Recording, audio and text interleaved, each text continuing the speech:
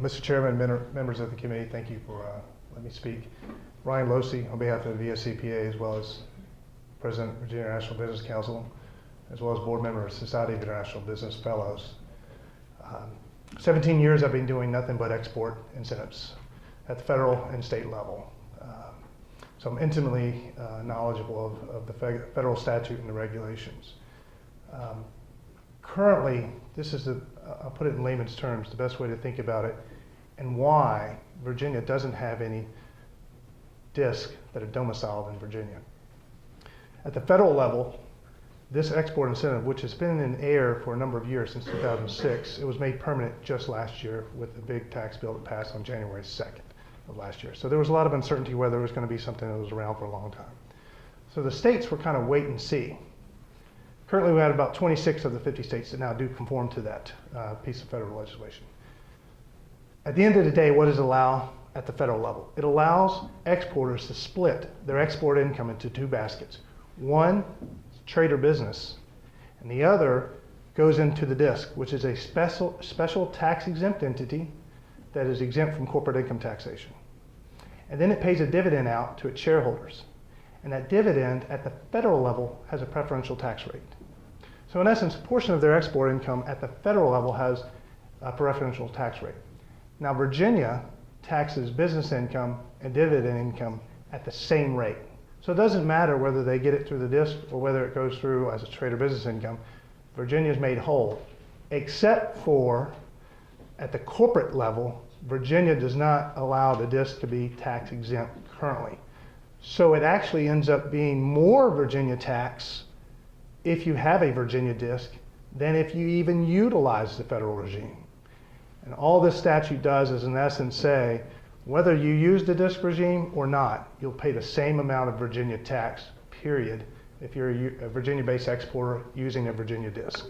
There's a... Did that answer my question, Mr. Chairman? Yeah, so if we were to pass this, are we going to have more paper companies, or are we going to have more economic activity here in the Commonwealth? Well, here's what's happening right now. And there's some data in there, I think, that tax provided. It shows you the increase in the number of DISCs that are being formed each year as we go by. In 2006, there was less than 500 DISCs in the entire country. In 2008, it increased to less than 2,000. I think the latest statistics to the IRS said there's less than 5,000, but it is increasing. What we're seeing is that Virginia companies want to set these up. Now that they have certainty, they're more likely to, but the capital is going to outside banks, outside state banks, so the capital, the banking deposits are going outside. The functions are being done or performed outside of Virginia. The registered agents are being used outside of Virginia. The legal profession, the law firms that set it up are being used outside of Virginia.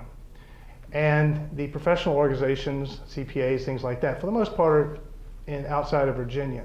The goal is to have Virginia corporations used, pay the annual fee to the State Corporation Commission of Virginia, have those bank deposits be filled in Virginia banks, have Virginia attorneys performing that work, have Virginia CPAs doing that work, and have the exporters on par so they can receive the federal benefit and still pay the same amount of Virginia tax that they otherwise would anyway.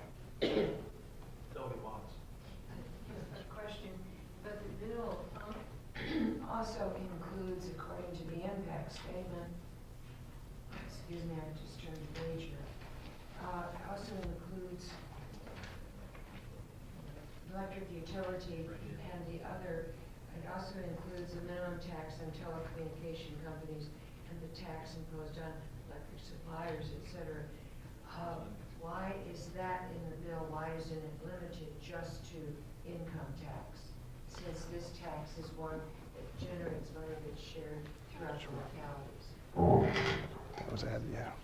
Elliot Watts.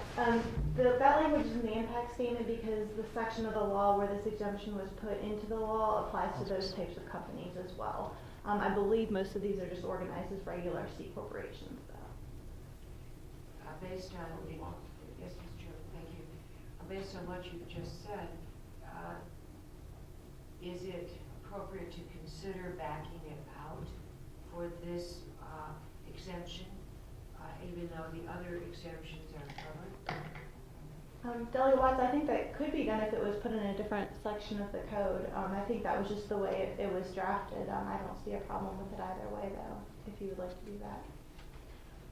I'll get back to Well, can I make one statement real quick? Oh, sorry, I Mr. asked a Chairman. question originally about business here. You said the goal is, but there's nothing that would really require these jobs or economic activity come through. I mean, are we becoming kind of analogous to Delaware? That it's going to be set up here and the $25 are going to be paid to the state corporation? I'm not. Well, at the federal level, this is an entity. It's a special purpose export incentive. It's been around since 1971, when we were going through tough times as an economy. We're trying to spur exports.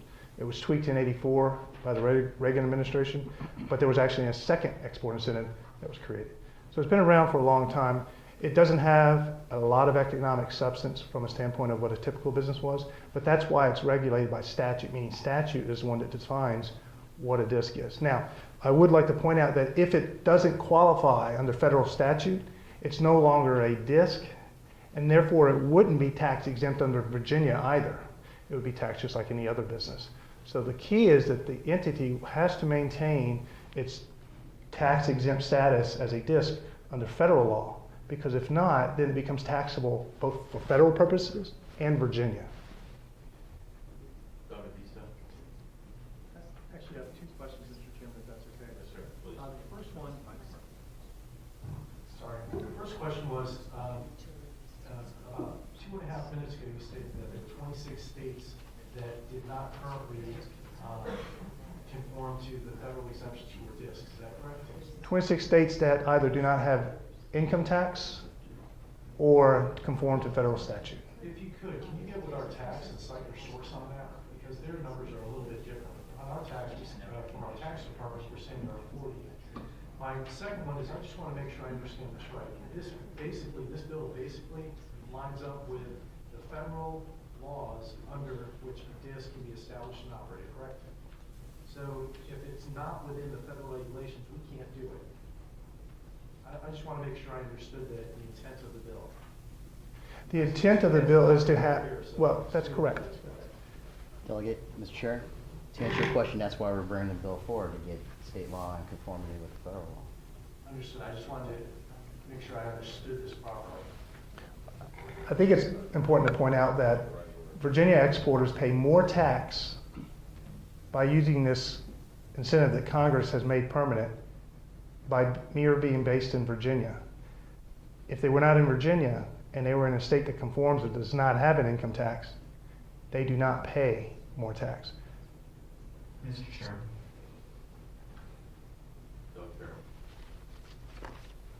I want to go back to what the chairman was saying about, but the company could be located in Utah and just incorporate Virginia and get the DISC, correct? If we pass this bill. That's correct, but it would still, under current law, need to pay Virginia income tax. It doesn't matter where the DISC is incorporated. If the activities and functions of the export functions and the banking deposits are in Virginia and the management's in Virginia, then it's subject to Virginia tax regardless of where it's incorporated. I'm trying to make it clear that you can have all those functions done in Virginia and not have to worry about having to pay more tax if you utilize the federal incentive. More tax in the form of paying more Virginia tax. And I think I have some examples that demonstrate that. The other states where this has happened, you've implemented it, have you seen the economic activity migrate there? I mean, beyond just... Well, what I look at is mostly coastal states would benefit from this. And from a policy standpoint, Virginia in 2010 made it a policy that we're going to grow exports. And we're going to have policies across the board that support that, whether it's export volume incentives and such. This is just aligning tax policy with all the other policies that really the General Assembly made a decision back in 2010 and 11 to do.